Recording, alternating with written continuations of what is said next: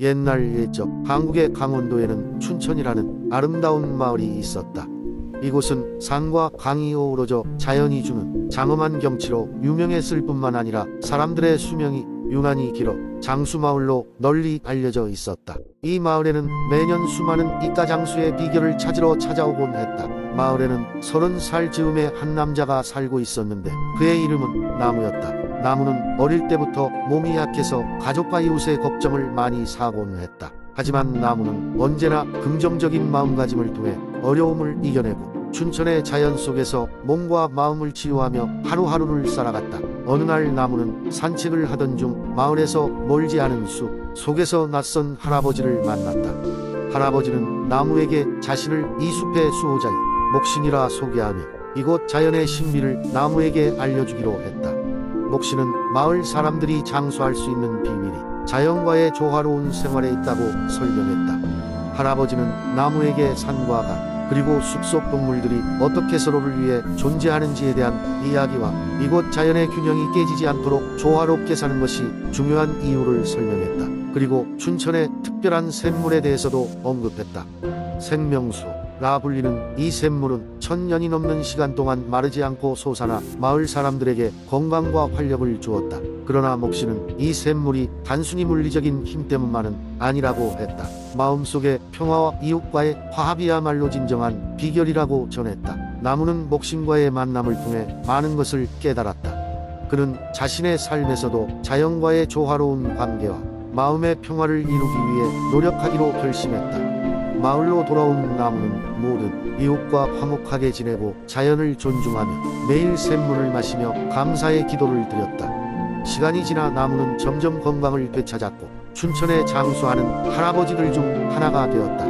그는 마을의 젊은이들에게 자신의 배운 것들을 가르치며 자연과 조화롭게 살아가는 지혜를 나누었다. 그렇게 춘천의 장수마을은 어제와 다를 것 없는 고요한 아름다움을 간직하며 사람들의 따뜻한 마음으로 가득 찬 곳이 되었고 나무의 이야기는 마을 사람들의 입을 통해 대대로 전해져 내려왔다. 이 이야기는 자연과 조화로운 삶이 주는 진정한 행복의 가치 그리고 사람들 간의 따뜻한 소통과 화합이야말로 진정한 장수의 비결이라는 교훈을 전하고 있다. 두 번째 이야기. 옛날 옛적 한국의 남부 지방에 있는 강진 지역에는 전설 같은 이야기가 전해 내려오고 있었습니다.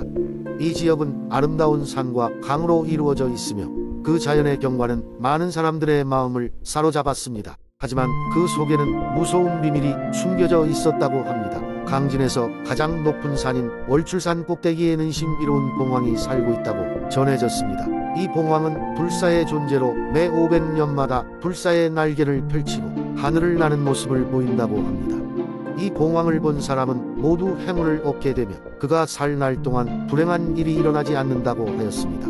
그러던 어느 날 강진의 한 마을에 아직 어린 소년 하나가 살고 있었습니다. 그의 이름은 민준이었습니다. 민준은 늘 어머니에게 봉황의 이야기를 들으면서 자랐습니다. 그는 지프로 만든 작은 봉황 인형을 가지고 다니며 언젠가 진짜 봉황을 만나고 싶어 했습니다.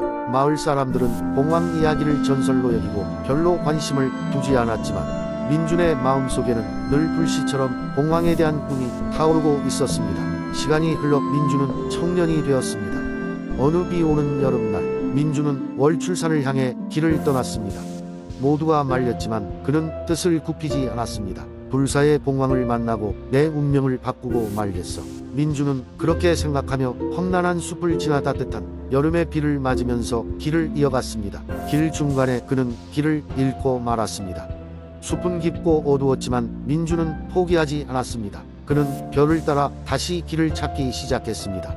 그러다 산 중턱에서 밝게 빛나는 무언가를 보게 되었습니다. 그것은 바로 신비로운 봉황의 깃털이었습니다. 깃털은 은은한 빛을 발하며 민준을 새로운 길로 이끌었습니다. 깃털을 따라간 민준은 드디어 봉황의 둥지에 도착했습니다. 봉황은 그의 도전에 감명받아 1000년에 한 번 날개를 펼쳐 보였습니다. 그것은 마치 태양을 가르는 듯한 아름다움이었습니다.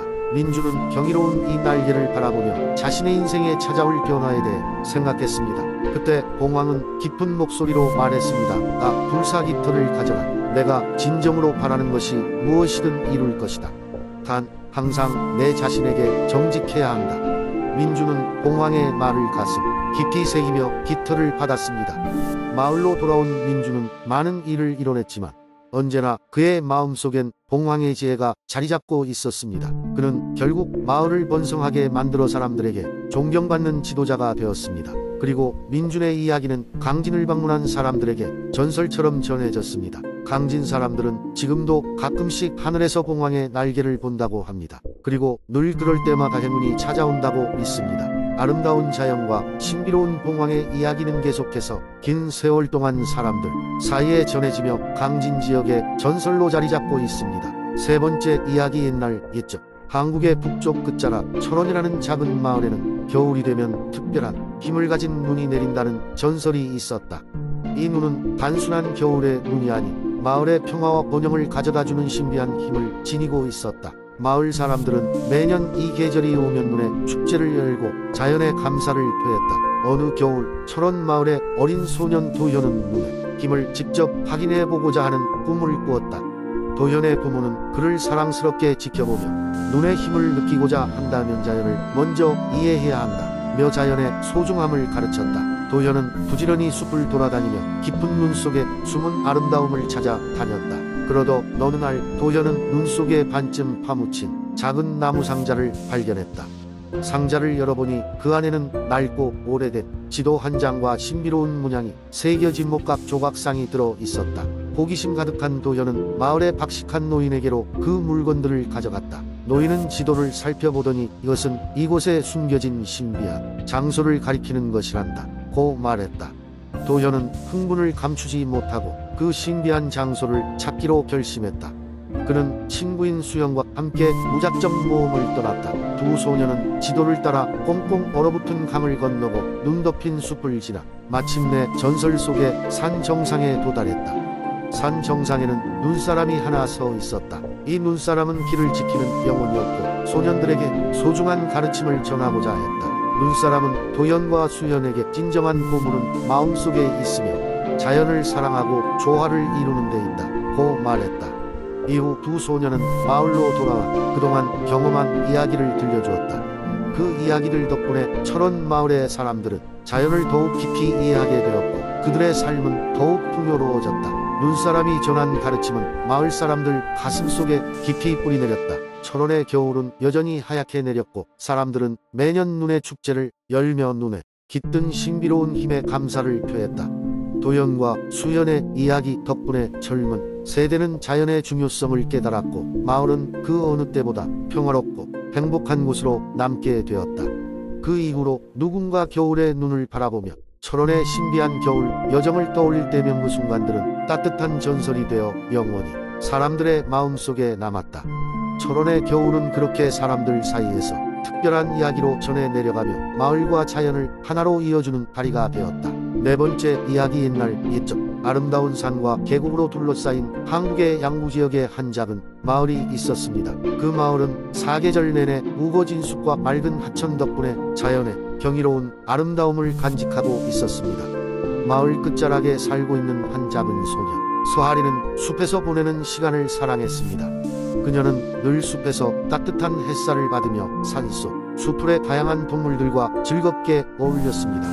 그러던 어느 날 그녀는 숲속에서 반짝이는 눈을 가진 신비로운 여우를 발견합니다. 그 여우는 보통의 여우와는 달리 사람의 언어를 말할 수 있었습니다. 여우는 자신의 이름이 백설이라 밝히고 이 산의 마법을 지키는 수호자라 소개했습니다. 백설은 오랜 세월 동안 인간들과 그들의 세상에서 멀리 떨어진 채 자연을 지키고 있었다고 말했습니다. 서하리는 백설의 이야기에 매료되어 그녀와 많은 시간을 보내게 되었습니다. 백설은 서하리에게 숲의 나무와 식물 그리고 하늘의 구름과 바람에 깃든 마법을 가르쳐 주었습니다. 서하리는 점점 자연과 더 가까워졌고 백설과 깊은 우정을 쌓았습니다. 그러나 마을에는 불안이 감돌고 있었습니다. 몇몇 사람들이 자연 속에 숨겨진 보물을 찾으려 하자 숲은 점점 쇠락해 갔습니다. 서하리는 이런 상황을 해결하고자 백설과 함께 마을 사람들을 설득하려 했습니다. 하지만 사람들은 처음에는 서하리의 말을 믿지 않았습니다. 서하리는 백설에게 배운 마법의 힘을 빌려 사람들이 자연의 소리와 숲의 신비로움을 직접 느끼도록 했습니다. 사람들이 숲의 아름다움과 함께하는 경험을 하자 그들의 마음은 열리기 시작했습니다. 자연을 존중하고 보호하는 것이 오히려 큰 혜택이라는 것을 깨닫게 된 마을 사람들은 서하리와 백설의 이야기에 귀를 기울이기 시작했습니다. 서하리와 백설의 노력 덕분에 마을 사람들은 자연을 되돌려 놓기 위해 힘을 합쳤고 그 결과 숲은 다시 예전의 아름다움을 되찾았습니다. 마을 사람들과 함께 숲을 보호하고 가꾸는 일은 그 후 세대에 걸쳐 이어졌습니다.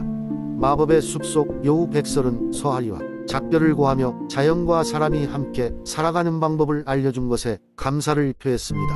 서하리는 언젠가 다시 만날 날을 기약하며 백설과의 우정을 마음속에 간직하였습니다. 오늘날에도 양구의 숲에서는 사람과 자연이 조화를 이루며 살아가고 있습니다. 서하리를 통해 전해진 이야기는 마을의 전설로 남아 사람들에게 자연의 중요성과 숲의 아름다움을 알리고 있습니다.